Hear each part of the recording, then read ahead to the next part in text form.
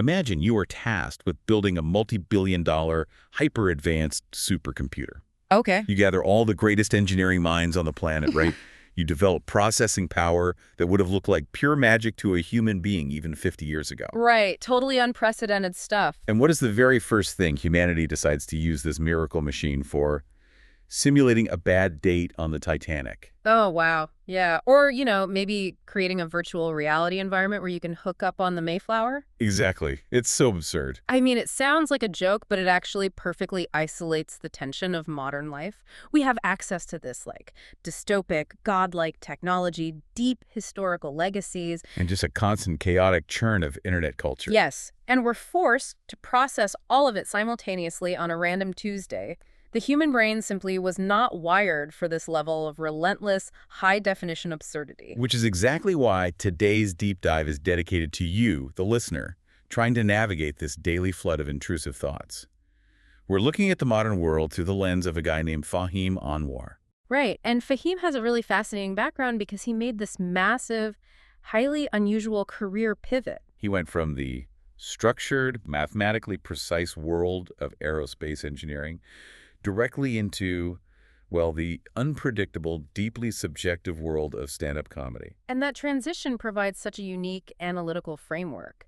Because, when you train your brain to calculate the structural integrity of an aircraft, that lens doesn't just disappear when you walk into a comedy club. Or when you're just scrolling through the internet. Exactly. You start looking at societal behavior, technology, and fame as systems. You look for the stress points. You look for where the logic just completely breaks down. Okay, let's unpack this, because to really grasp how Fahim views the world, we have to understand what he actually did in aerospace. Right. He holds a degree in mechanical engineering and was doing stress analysis for Boeing in Long Beach. What does stress analysis actually entail? And how does that possibly translate to making people laugh in a basement in Los Angeles? Well, stress analysis in aerospace is essentially the mathematics of failure. The mathematics of failure. Wow. Yeah. An engineer calculates the exact amount of load, pressure, or tension a specific material can take before it snaps. You're looking at a system and finding its absolute breaking point. Okay, I see where this is going. Right, so map that onto comedy. A joke is really just a social structure built on tension. The comedian applies pressure by setting up an expectation, and the punchline is the calculated release. It's the moment the audience's assumption breaks. Precisely. Fame treats societal norms like structural materials. He pokes them to see where the logic snaps. That makes total sense. He's basically engineering the joke. Hmm. But his transition out of that corporate world wasn't your standard follow your dreams narrative. No, not at all. I assumed he just quit his job, packed a bag, and hit the open mic circuit. But he didn't. He literally dodged phone calls and emails from his own human resources department until they fired him. Yeah, he just stopped responding.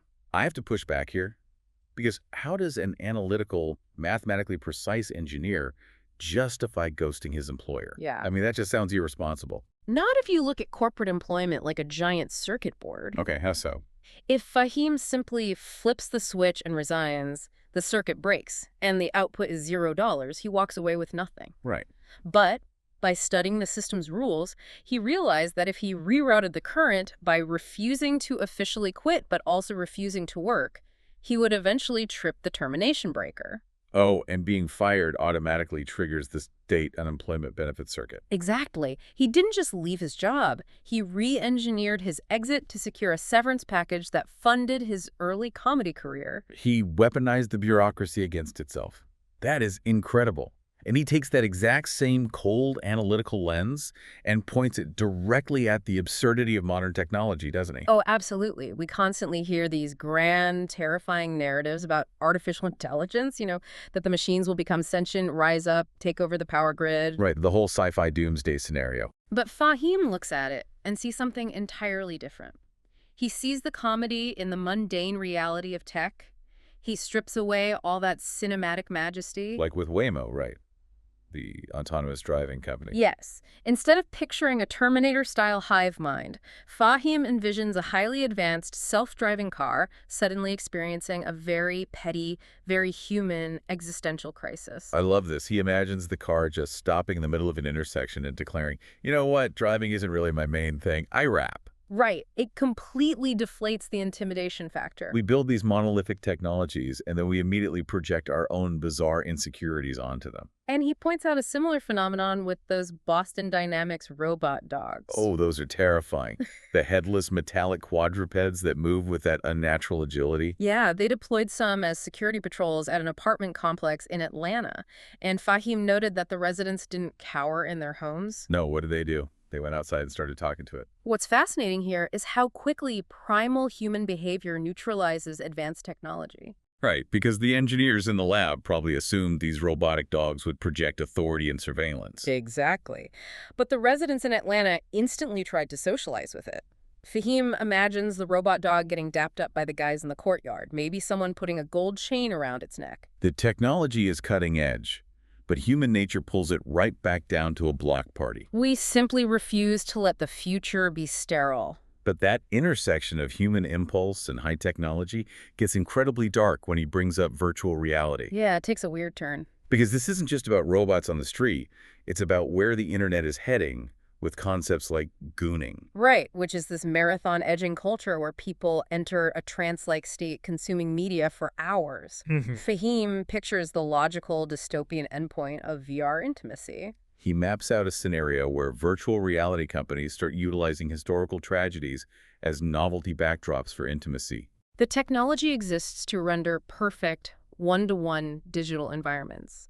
So instead of a serene beach, users could choose to digitally hook up on the deck of the Mayflower. Or inside the cabin of the Challenger space shuttle, right before the clock runs out. He even mentions doing it in the rubble of Gaza or on the Trail of Tears. It is the ultimate misuse of a miracle.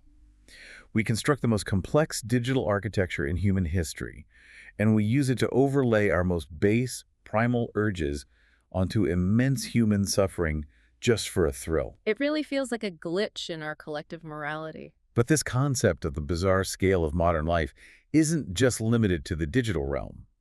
When Fahim went on tour through the Midwest with fellow comedian Theo, his engineer brain sort of short-circuited at the physical, geographical absurdity of America. Yeah, the physical reality of the country can be far stranger than any virtual simulation.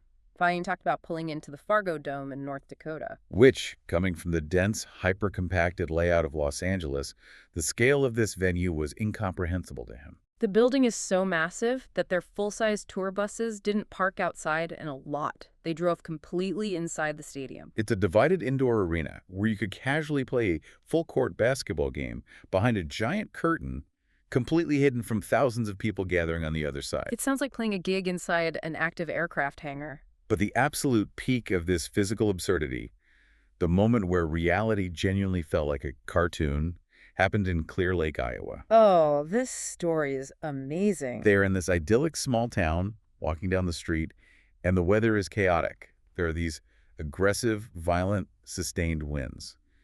And a heavyset fan recognizes them and tracks them down for a selfie. The mechanics of this interaction are pure physical comedy. The fan is wearing what Fahim describes as a lightweight papier-mâché hat. Right. It is structurally unsound for the environment, so the moment the fan gets close, the aggressive wind catches the brim and launches the hat 60 feet down the street. I'm picturing the physics of this, and it makes no sense why the guy doesn't just let it go. He just won't. He runs after it. His heart rate is spiking. He bends down, grabs the flimsy hat, runs all the way back to get the photo, and the wind instantly rips it off his head and blows it another 60 feet away. And this happens 3 separate times. Why does he keep chasing it? It's a mix of the sunk cost fallacy and intense, polite Midwestern determination. Just can't give up. Right. The fan has already invested the cardiovascular energy to retrieve it once, so his brain refuses to accept defeat the second or third time. Fam noted it felt like being trapped in Looney Tunes animation loop. They are just standing there watching a grown man repeatedly wage a losing war against atmospheric pressure over a piece of Kleenex-thin headwear. But Clear Lake wasn't just a cartoon loop. It also provided this jarring collision with actual physical history. Yeah, it wasn't all just the wind. While they were trapped in that windstorm, they visited the surf ballroom. This is the exact site of Ritchie Valens and Buddy Holly's final performance before their fatal plane crash. And it isn't modernized or torn down. It is perfectly preserved, totally intact, essentially frozen in time in the middle of the Iowa wind. It forces you to confront how history occupies physical space. And that observation scaled up drastically when they visited the massive stone monuments of the Dakotas. They went to Mount Rushmore, and Fahim had a reaction that I think many people secretly have but rarely admit. Which is that it is surprisingly small. Yeah, you expect this gargantuan, mountain-swallowing carving, but when you arrive, it feels somewhat diminished, oddly framed by a walkway lined with international flags that feels a bit like a theme park entrance. But just down the road from Mount Rushmore is a completely different approach to historical legacy, the Crazy Horse Memorial. Right. This is a monument dedicated to the legendary Lakota warrior, actively being blasted into a mountain on privately held land. And the origin story of this project is phenomenal. In 1939, a Lakota chief named Henry Standing Bear wrote a letter to Korczak Ziolkowski. Now, Ziolkowski was a Polish-American sculptor who had actually worked on Mount Rushmore, so he knew the mechanics of carving a mountain. The letter Henry Standing Bear wrote contained a line that perfectly articulates the drive behind the project. He told the sculptor, "My fellow chiefs and I would like the white man to know that the red man has great heroes too." It was a direct response to Mount Rushmore. It was a declaration that they were going to claim their own piece of the bedrock. Here's where it gets really interesting, because we often talk about history like it's a completed book sitting on a dusty shelf. But it isn't. No. History is an active, ongoing competition for physical space in the present. Just like stand-up comedians are viciously competing for stage time at a club to ensure their jokes are heard. Different cultures are competing for the literal geology of the country to ensure their legacy isn't erased. That is the perfect way to look at it. But the most crucial detail about the Crazy Horse Memorial isn't just its size, it's the funding mechanism. Right, the funding. Ziolkowski detonated the first blast on that mountain in 1948, and almost immediately he made a radical decision. He categorically refused any government grants. Which is wild. He knew that the moment you accept federal money, you accept federal oversight, federal timelines, and inevitable compromises regarding the design. I have to pause there because I'm hung up on the funding. If you refuse millions of dollars in federal grants to carve a mountain, how do you pay for the dynamite? How do you pay the workers? By maintaining absolute autonomy through microtransactions. He funded the early blasting entirely by charging tourists a 75-cent admission fee to view the work area. 75 cents. It was a brutal, agonizingly slow way to finance a massive civil engineering project. Because of that refusal of federal money from 1948 to the present day, only the face and the left hand of Crazy Horse have been completed. Over 70 years, and they're still chipping away at it. But the slowness is the point, isn't it? Yeah, exactly. If they took the grant money, the mountain would have been finished decades ago, but it wouldn't truly belong to them. It would belong to the state. The slow progress is the price of total independence. Precisely. It is a slow-motion assertion of autonomy. A marginalized community decided that even if it takes a century, they're going to physically carve their narrative into the landscape entirely on their own terms. Without asking permission from the government that marginalized them in the first place. Right. So what does this all mean for the individual? Because Fahim didn't just observe the carving of that mountain, he recognized the parallel to his own life. Navigating fame, building a career, and maintaining your own identity requires that exact same slow, exhausting endurance. You have to carve your own legacy. And early on, Fahim learned that a lot of what society offers you as fame is a complete illusion. It's like taking the federal grant money. It looks good on paper, but you lose your soul in the process. His realization came from a very specific, hollow experience with reality television. Long before his comedy career took off, he landed a role on an MTV hidden camera show called Disaster Date. Oh, man. It was produced by the exact same company that created the cultural juggernaut Jersey Shore. But this was the show that nobody actually watched. The premise of the show is deeply dystopian on its own.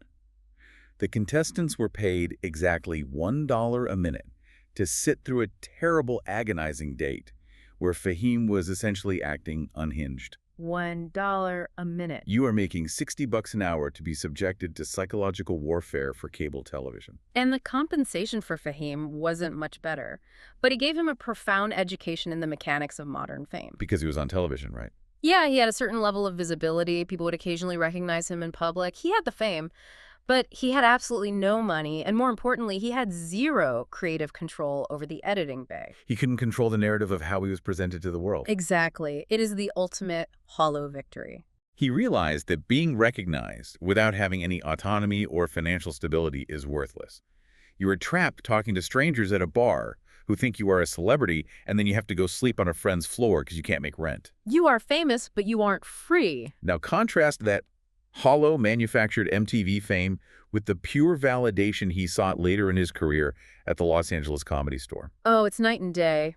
He managed to break into the scene during what is widely considered an absolute peak era for that club. And the currency of the Comedy Store wasn't reality TV exposure, it was pure, crafted, comedic merit. The stories he tells from that era are wild because the validation was so raw. He talks about standing in the patio area and having Quentin Tarantino, one of the most famous directors on earth, literally point him out in a crowded room and say, "I want to talk to the cool guy." That isn't an algorithm pushing your face on a screen. That is a respected artist acknowledging your presence. But the Comedy Store also provided brutal equilibrium. For every moment of Tarantino pointing him out, there was a moment of profound humility. Oh yeah, he describes being on stage, desperately trying to get his jokes to land, while bombing to the back of John Stamos' head. Just bombing. Stamos completely ignored him the entire set, just quietly eating chicken fingers. I can't imagine a more humbling image than Uncle Jesse ignoring your life's work for poultry. Right. But the ultimate triumph for Fahim wasn't just surviving the bad sets. It was earning the respect of the legends. He talks about being on stage and hearing Damon Wayans Sr., a foundational comedy idol he grew up watching, do his highly specific signature laugh at one of Fahim's jokes. That laugh is undeniable proof of concept. You cannot fake making Damon Wayans laugh. That is the difference between rented fame and earned respect. When you earn a laugh at the Comedy Store, you carved that reaction out of the room yourself. But Fahim's struggle for autonomy didn't begin or end on the comedy stage. It is deeply rooted in his personal identity and how society attempts to profile him based on his heritage. This is perhaps the most striking part of his worldview. Fahim discusses his Afghan heritage and what it felt like to be a teenager when the cultural tectonic plates shifted after 9/11. He describes his early life as incredibly standard. He's an American kid, sitting cross-legged on the carpet, drinking soda and watching Boy Meets World and Saved by the Bell. He is fully assimilated into the cultural fabric of the 1990s. But then the geopolitical landscape fractures. Suddenly, the broader society retroactively assigns him a new, threatening identity. A kid who just wanted to watch teen sitcoms is suddenly subjected to secondary searches at the airport. He is suddenly viewed with deep suspicion, not based on any action he took, but entirely based on the media's sudden branding of Muslims and people of Middle Eastern descent. He loses total control of his own narrative. And Fahim created an analogy for this experience that is so incredibly sharp, I haven't been able to stop thinking about it. The jersey analogy, right? Yeah, he says that being a minority in America is like wearing an away jersey you can never take off. Let's look at the mechanics of that metaphor, because it perfectly distills the psychology of profiling. Imagine you are a guy named Doug. Okay, Doug. Doug is an accountant. Doug has a pure soul, loves his dog, and pays his taxes. But Doug is permanently, physically bolted into a Los Angeles Rams jersey, and he is forced to live his entire life sitting in the bleachers of the Seattle Seahawks stadium. Yes, Doug doesn't even like football.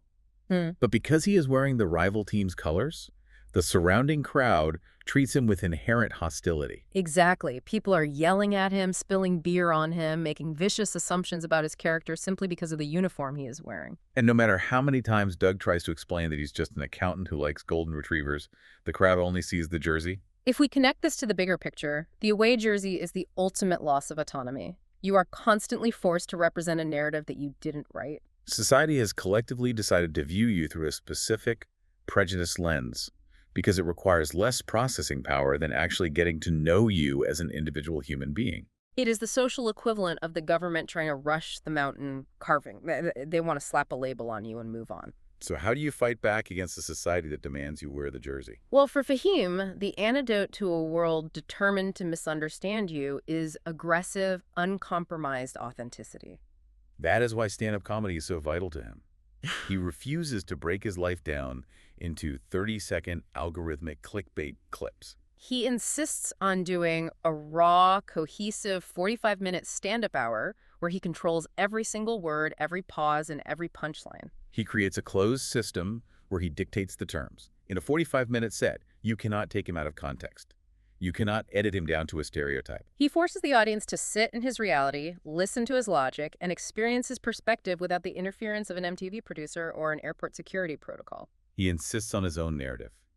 And looking back over our journey today, that is the thread connecting all of these bizarre ideas. Yeah, we've covered a lot of ground. We started with an aerospace engineer observing the absurdity of virtual reality dystopias and robotic dogs getting high fives. We traveled to the windswept Midwest to see massive monuments taking a century to carve. And we ended in the deep personal psychology of trying to maintain your own identity when society tries to staple an away jersey to your back. It requires an immense amount of mental energy to process all of those inputs, which is exactly why Fahim titled his new comedy special, Intrusive Thoughts. Every single one of us is attempting to navigate this flood of technological leaps, hollow internet fame, and immense societal pressure without losing our minds. We are all just trying to find our structural integrity under the stress of modern life, which leaves you with a critical decision to make about how you move forward. So as you go about the rest of your day, I want you to think about the away jersey that you wear in your own life. Think about the assumptions, the stereotypes, and the expectations that people project onto you before you even have a chance to speak. Are you passively accepting that jersey? Are you letting society chisel your legacy for you because it's easier? Or are you going to refuse the easy grants, pick up the tools yourself, and start the agonizing, glorious work of carving your own mountain?